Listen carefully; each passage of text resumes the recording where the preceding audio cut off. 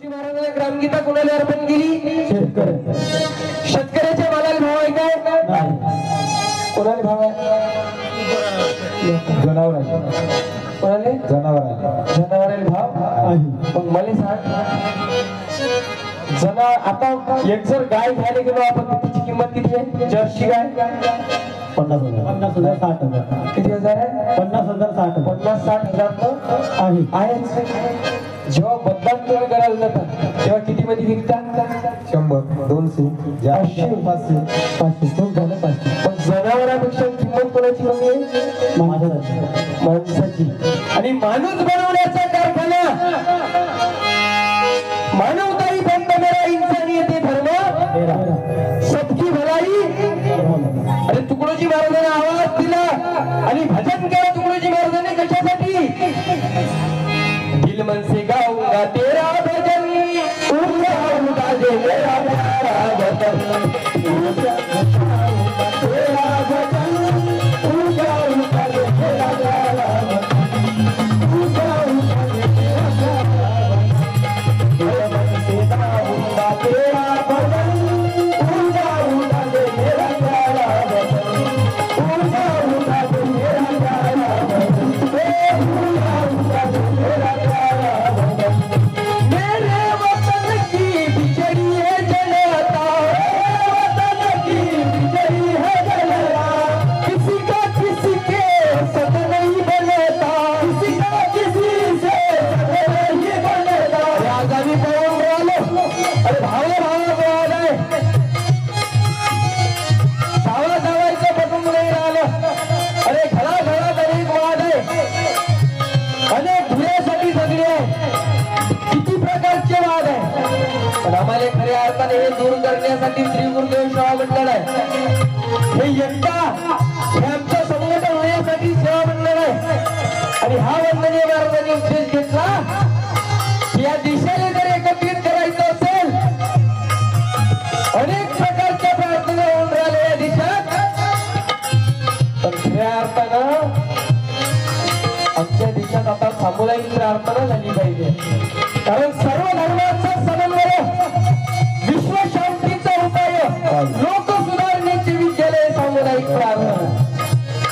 अरे गावात जर एकमेव जर असेल तर सामुदायिक प्रार्थना. मेरे वतन की बिछड़ी है जनता, मेरे वतन की बिछड़ी है जनता, किसी का किसी से संग नहीं बनता, किसी का किसी से संग नहीं बनता, इसलिए मैंने भारी है ममता, इसलिए मैंने भारी है ममता. तुकडोजी महाराजांचे शब्द समोरचे काय होते?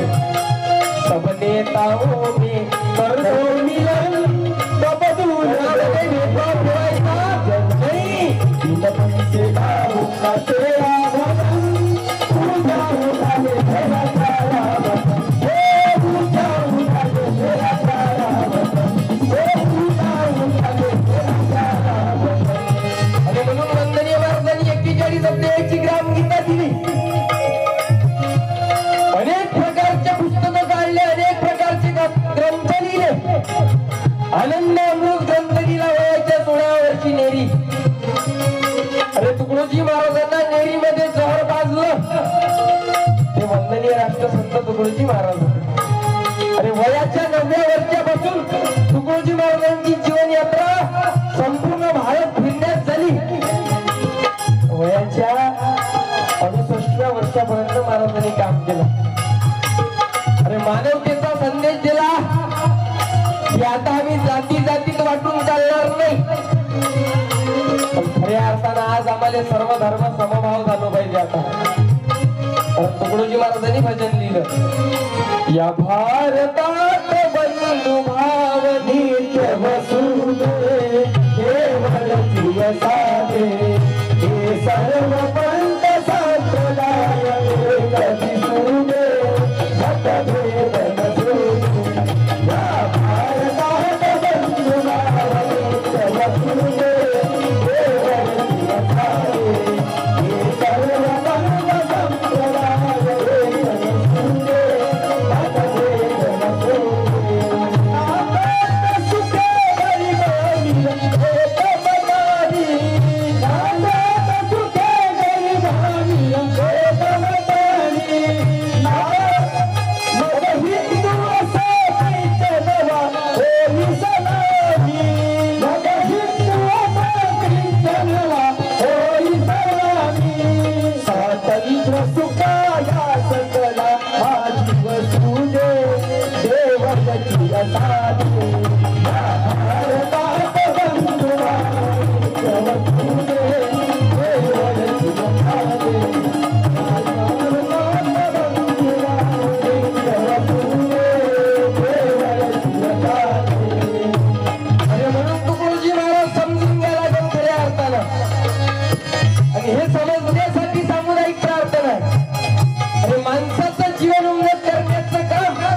मी सामुदायिक प्रार्थना करतो